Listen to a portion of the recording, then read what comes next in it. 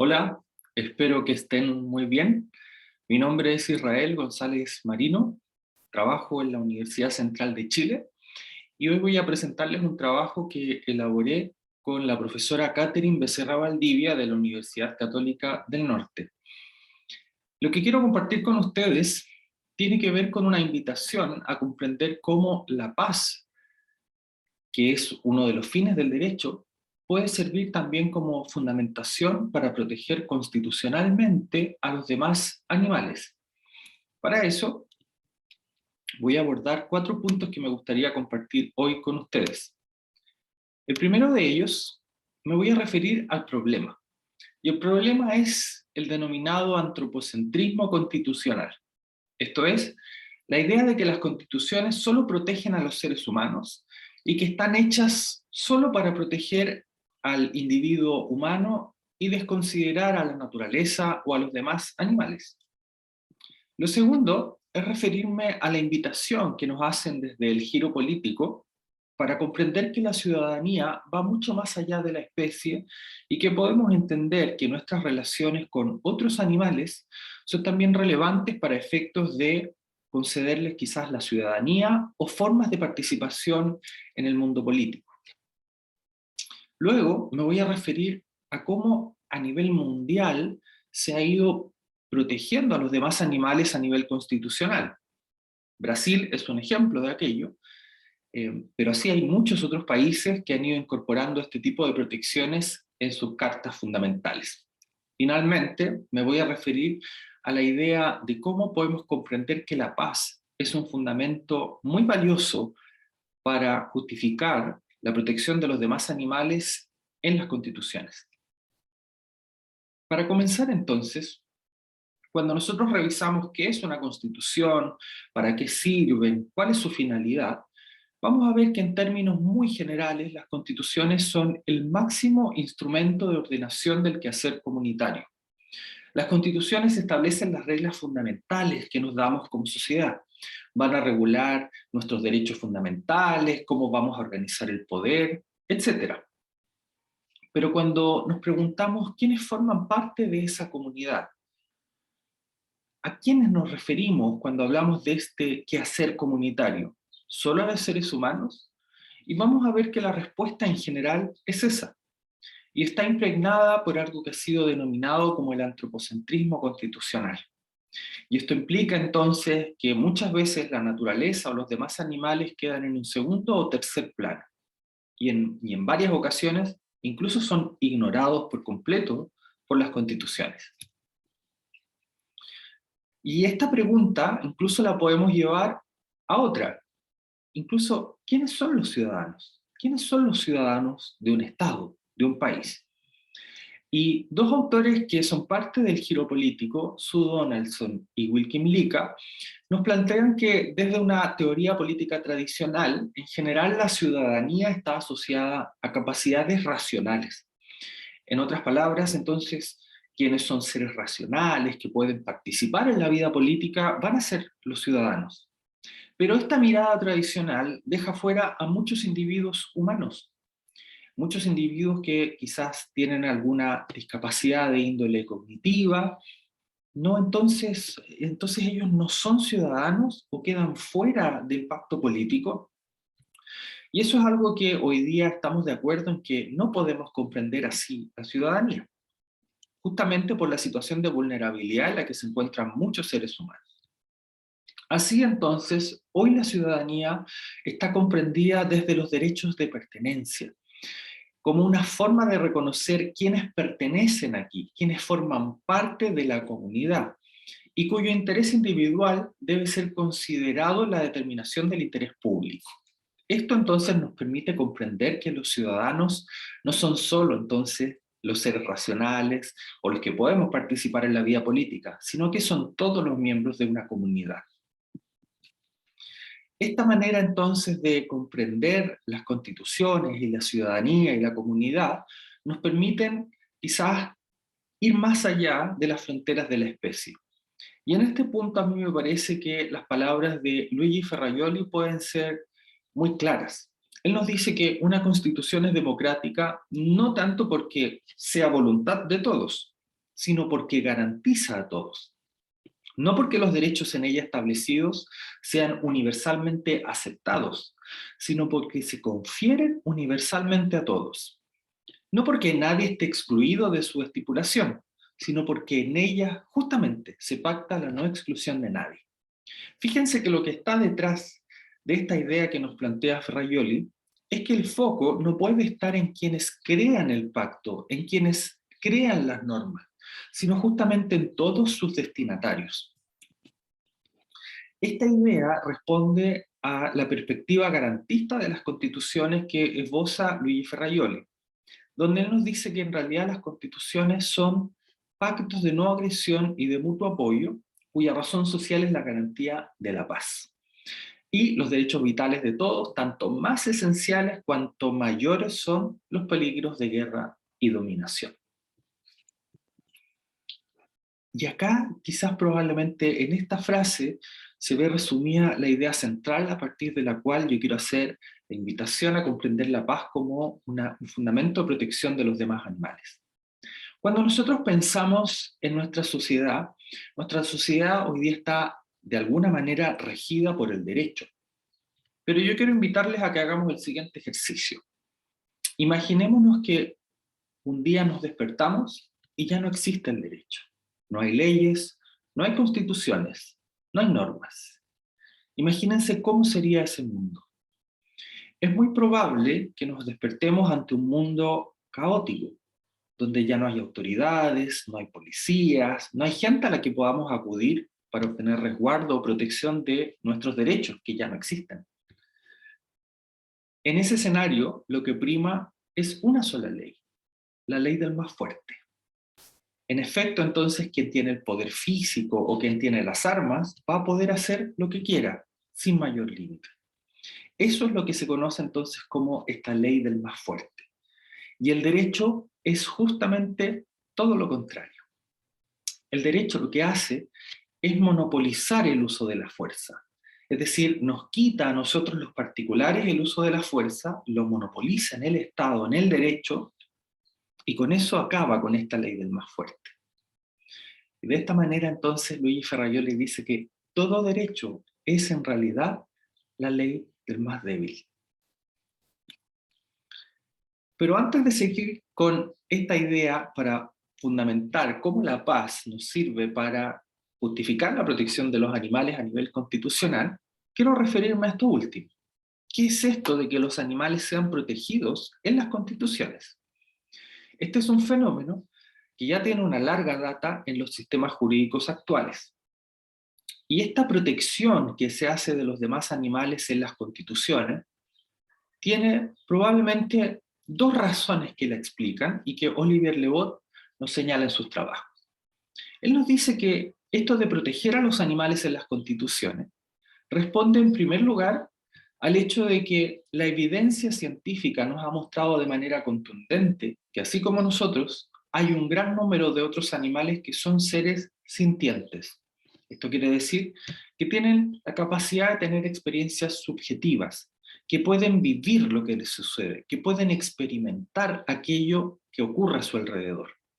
Y esto se traduce entonces en que los seres sintientes como nosotros y otros animales podemos sentir dolor, podemos sentir placer, pero también angustia, estrés.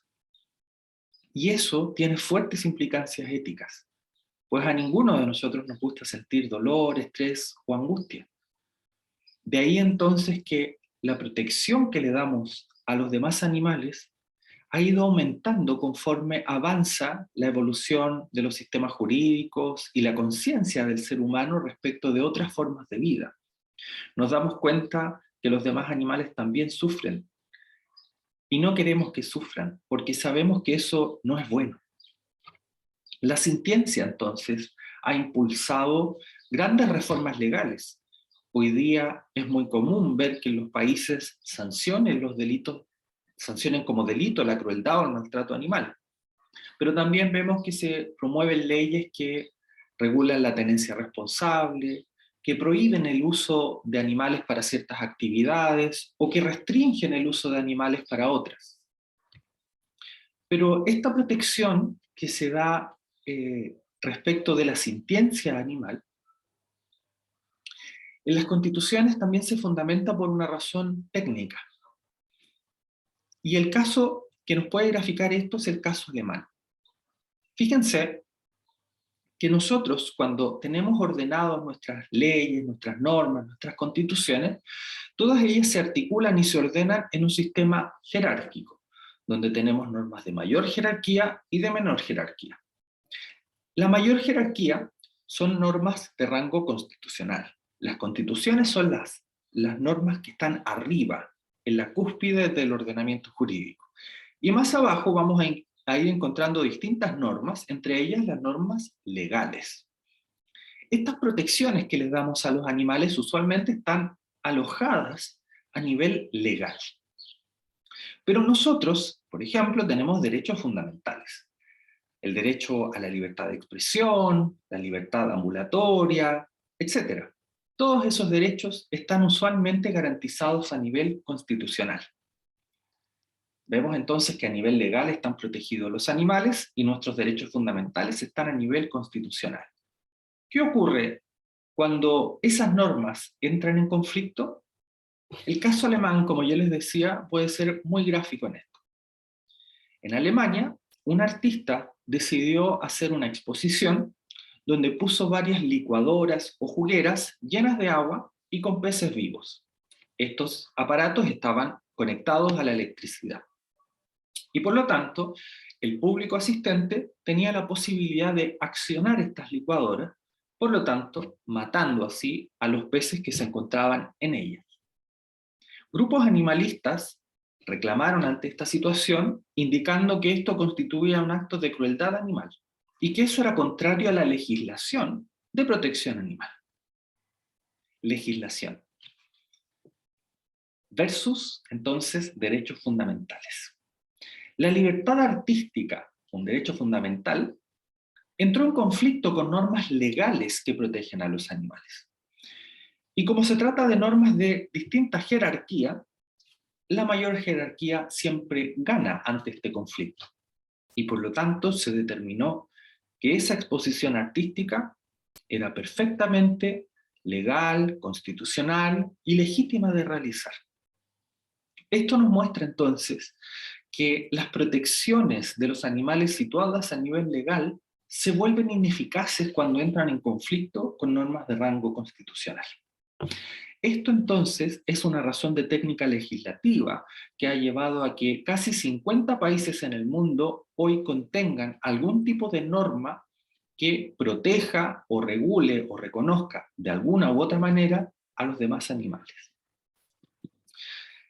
Olivier Leaud nos dice que este fenómeno implica que las reglas que rigen la relación entre el ser humano y los demás animales ya no pueden ser entregadas o abandonadas al legislador. Y esto sin duda tiene enormes desafíos. Desafíos en el sentido de que hoy tenemos la necesidad de ver cómo vamos a compatibilizar nuestros derechos fundamentales con las protecciones que les damos a esos individuos también. Nuestros derechos fundamentales tienen límites y vamos a tener que ver hasta qué punto vamos a ejercer nuestra libertad artística, nuestra libertad religiosa, nuestra libertad de desarrollar cualquier actividad económica, etc. Ahora, podemos preguntarnos, ¿qué efectos tiene o qué consecuencias tiene esto de constitucionalizar la protección de los demás animales? Y la verdad es que hay algunos estudios que reflexionan a partir de este fenómeno en algunos casos particulares. El trabajo de Berniers del año 2020 nos muestra que a partir del análisis de Alemania, nos dice que en realidad con la protección constitucional de los animales en este país no ha habido un cambio de paradigma sustancial, aunque de todas formas reconoce que esta constitucionalización ha permitido la inclusión del bienestar animal en la toma de algunas decisiones. Vemos entonces que los efectos son más bien acotados. Otro trabajo de DECA, también del año 2020, que revisa los casos de Suiza, Alemania, Brasil e India, nos dice que a pesar de constitucionalizar la protección de los demás animales, seguimos adoptando un enfoque antropocéntrico, de manera que los efectos o los impactos que tiene esta constitucionalización es más bien limitada y simbólica. Olivier Le-Vot, en un trabajo del año 2018, donde revisa los casos de Suiza, Alemania, Luxemburgo, Austria, Brasil, India y Egipto, con una mirada un poco más positiva, nos dice que esta constitucionalización tiene efectos concretos en el sistema jurídico y que se traduce en obligaciones para las autoridades públicas. Por otra parte, con una mirada un poco más crítica, Vendor y Danzig-Rosenberg en el año 2018 publican un artículo que analiza el caso de Israel. Y desde un enfoque antiespecista, ellos plantean que esto es en realidad contraproducente, aunque reconocen que esta constitucionalización tiene el potencial de conseguir cierto grado de protección. Como vemos entonces, proteger a los animales a nivel constitucional no garantiza por sí mismo un cambio real o radical en la situación en la que se encuentran los demás animales. Esto entonces pone de relevancia la importancia que tiene el contenido, alcance y enfoque de estas disposiciones constitucionales. Cuando nosotros revisamos por qué protegemos a los demás animales y por qué los protegemos en las constituciones, nos vamos a encontrar con contundentes fundamentos que se asientan en la igualdad, en la justicia, en la solidaridad, en la dignidad o en la vulnerabilidad. Estos argumentos, que están sólidamente asentados en la doctrina, nos permiten justificar que los demás animales también estén protegidos. El aporte que nosotros quisiéramos poder contribuir a realizar es que también debemos incluir en estos fundamentos, a la paz. Esta idea de que podamos vivir en un mundo donde la ley del más fuerte ya no impera, sino que impera todo lo contrario, la ley del más débil. Cuando nosotros revisamos qué es la paz, vamos a ver que la paz es uno de los fines más importantes del derecho. Se ha dicho que, por Kelsen, que el estado de paz hay un uso racional y centralizado de la fuerza. No un uso de la fuerza a diestra y siniestra o simplemente porque podemos utilizar la fuerza, como lo hacemos con los demás animales. Y en ese sentido, cuando el derecho monopoliza la fuerza, lo que hace es acabar con esta guerra de todos contra todos, con este estado en el que rige la ley del más fuerte. Y muchas veces cuando pensamos en esta idea de alcanzar la paz, pensamos la paz como algo opuesto a la guerra. Pero la paz es mucho más que eso. La paz no tiene que ver simplemente con un estado de no guerra. La ausencia de toda violencia estructural causada por la negación de las libertades fundamentales y por el subdesarrollo económico y social también es un estado que atenta contra la paz. Y en ese sentido, toda forma de violencia, conflicto, conmoción o alteración al estado de tranquilidad y armonía puede considerarse como la antítesis de la paz. Y aquí surge probablemente la interrogante más importante. ¿Qué pasa con la violencia estructural en la que son objeto los demás animales? Los demás animales hoy se encuentran sometidos al poder del ser humano. Son utilizados como mercadería, como instrumentos de experimentación, como fuerza de trabajo, como vestimenta, como alimento. Y en ese sentido entonces vemos que los demás animales se encuentran sometidos a una violencia estructural, se encuentran sometidos a la ley del más fuerte. Entonces, ¿cómo compatibilizamos esta idea de que con la paz queremos alcanzar este estado de negación de la ley del más fuerte si la seguimos aplicando todavía con esos individuos? Ahí nos damos cuenta entonces cómo mirar la paz solamente para los seres humanos es especista, porque nos da mayor importancia a nosotros como individuos humanos por sobre todos los demás animales, que son tan sintientes como nosotros. Las consecuencias de considerar a la paz como uno de los fundamentos de protección constitucional de los demás animales son bastante amplias y nos invitan a un cambio de paradigma. El primero es que si entendemos que la paz también alcanza a los demás animales, esto implica que tenemos que repensar los límites del poder del Estado en relación al uso de la fuerza. ¿No parece legítimo entonces que un Estado que tiene como estandarte la paz siga sometiendo a estos individuos por la fuerza? Hoy día nosotros tenemos sanciones a múltiples vulneraciones a nuestros derechos y a nuestras garantías. Y esas sanciones se articulan a partir de delitos. Pero cuando nosotros comparamos la gravedad de los delitos que se cometen en contra de nosotros y los delitos de maltrato o crueldad animal, vemos una gran desproporción que no se justifica. Asimismo, hoy día nosotros como particulares en muchos casos todavía utilizamos la fuerza en contra de otros animales, cuando son sometidos al trabajo, cuando son encerrados, cuando son utilizados para nuestros propósitos. Todas esas formas son formas de aplicación de la ley del más fuerte y no son compatibles con esta idea de la paz. Esto implica entonces que los estados deben propiciar mayores y mejores estándares de protección para los demás animales. Y quizás algo muy importante, que esto no se traduce solamente en obligaciones estatales o de organismos gubernamentales. La paz también se tiene que dar al interior de las familias.